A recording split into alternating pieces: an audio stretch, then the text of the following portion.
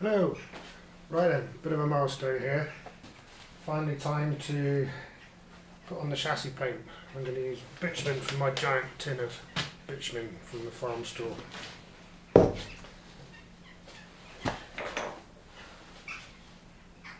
Which has been sat for a while. A bit concerned because we're only a few degrees above freezing.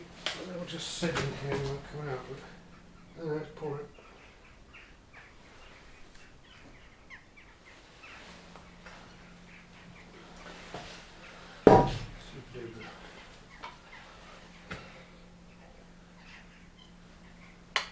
I like about this stuff, it's like treacle.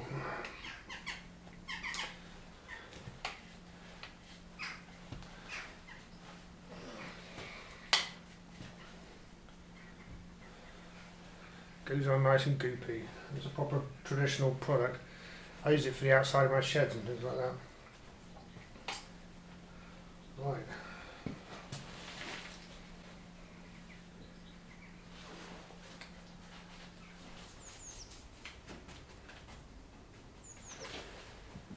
So I do quite a lot of professional painting, believe it or not, and it's very liberating to just be doing this sort of thing and just slavering it on rather than worrying about surface finish and whatnot. So all I'm doing here is just whacking on as much as I can, and it's going on surprisingly well considering the temperature.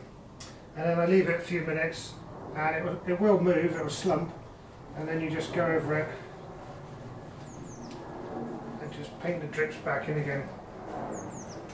You do that and the finish will take care of itself.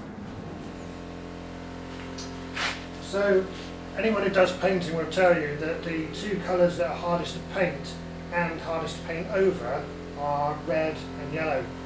And here you see I've got the red of the red oxide that I'm painting over with black. When I put the light on it, I can see through all the bits that aren't properly covered. Which in this case is great, because that means when I do the second coat I know exactly where to go. But when you're trying to do a top coat, it can be a real pain in the arse. When I'm doing a shed or something with it, I would water it down, thin it down rather, with some white spirit or something like that. And it's much easier to put on then. But for this application, the treacleness of it, as it is straight out of the can, really works to our advantage. Oh yeah, I was going to mention the springs as well. I don't know if you can see the springs here. It came with leaf springs, obviously, being a series Land-Rover. These are parabolic springs, so there's only two on the front and there's only 3 or 4 on the back, 4 I think. And they've got some gaps between them, which the original springs didn't have. So it's not as crucial as on the old spring packs, but on these I'm not going to paint them much. I'm just going to paint the bits that you see.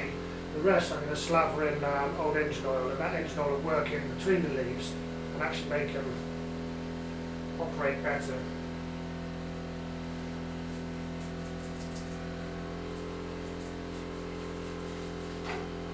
That's something that's much more important if you've got original leaf packs on your Land Rover, where they've got loads and loads stacked together.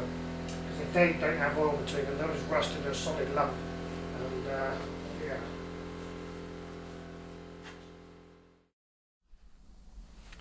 This is the diesel tank that I've extracted from the Land Rover, and this is where all the time seems to go in the restoration projects, I think. So this is something that, yeah, it's not particularly visible or anything, but it's still going to take a lot of time to sort out. This I thought was leaking because there was evidence of diesel underneath the Land Rover, but it had been sat there for 4 years in exactly the same spot, and I still managed to extract this much diesel out of it. So that was held in the tank, so it hasn't been leaking that much. This is a replacement tank that I got in about 2001, something like that. It's a Brit-Part tank, and like everything that's Brit-Part, it's not very special at all. So I suspect the problem is here on this bottom seam. So what I'm going to do is jet wash it inside and out, get it all cleaned up, dried out.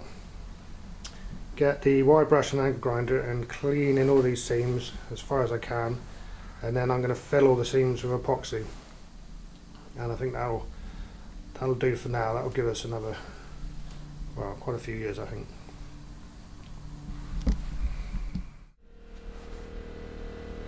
So a quick look at today's efforts. As you can see, there's bitumen all over the place, all over the chassis and inside of the bulkhead.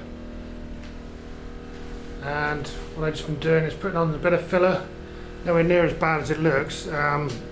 This is just to even out between where I've welded in bits. I've let in metal into there and I've welded to fill up holes and things like that. And also, because one side effect of slightly overzealous use of the needle gun is I've actually stretched some of this metal and pushed it in somewhat.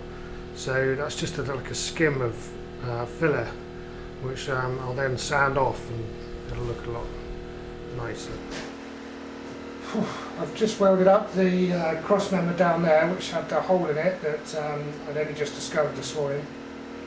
And all I've got to say about that is fresh bitumen is very flammable. Smoke billowing out everywhere. Anyway, that's done. And now I'm back onto the sorting out this filler. So the idea of this is to get back to a nice flat surface, because I inadvertently dished it in using the needle scaler. So I put loads of filler over this, and then I'm going to take most of it back off again. And what I'm going to use is one of these. It's like a surf form.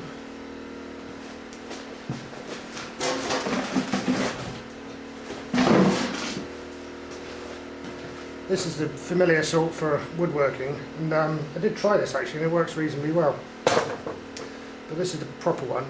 It's one of those tools I've had for so long, I've no idea where it came from. But anyway, so you can set the tension on this bit, and what's useful about that is you can curve it that way or that way just by moving this adjuster. Or you could if it wasn't seized up. So I've set it nice and flat, and I'm just going to take it.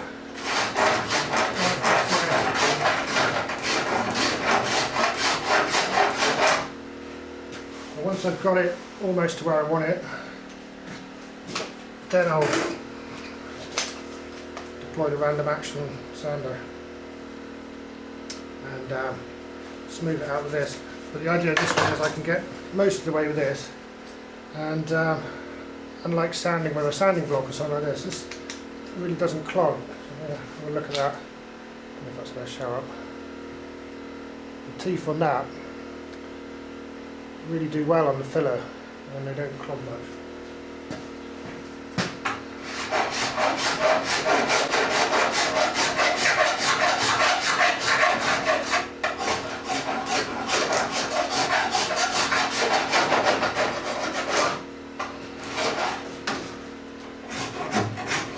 So this will take off most of this filler, and then it'll show me where I need to put the next lot of filler.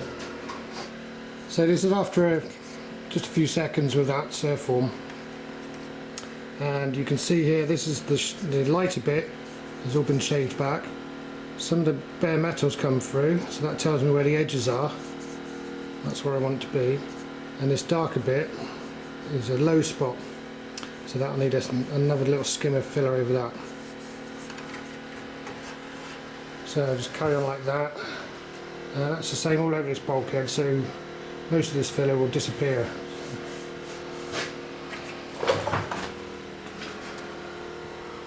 Honestly, I'm not bodging it. It has mostly been welded, I promise.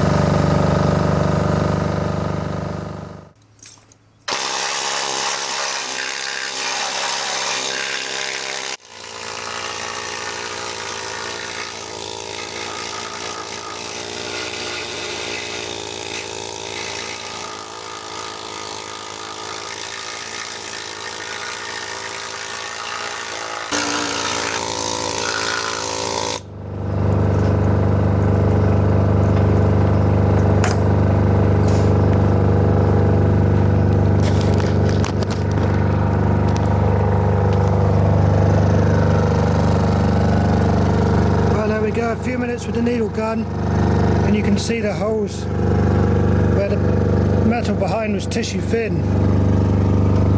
But there were no sign of any of this weakness before I actually got the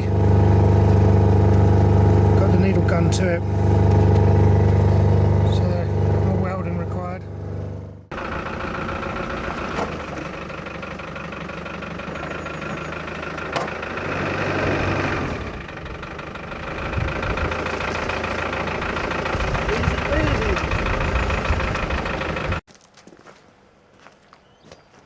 Well, there it is, back in its box, up on stands, ready for the back end to be sorted out. It's been a good day.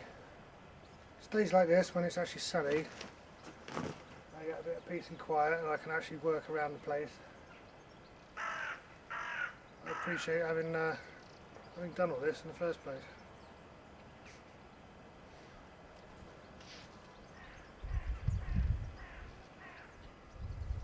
It's the little moments that matter in the end. Alright, dog.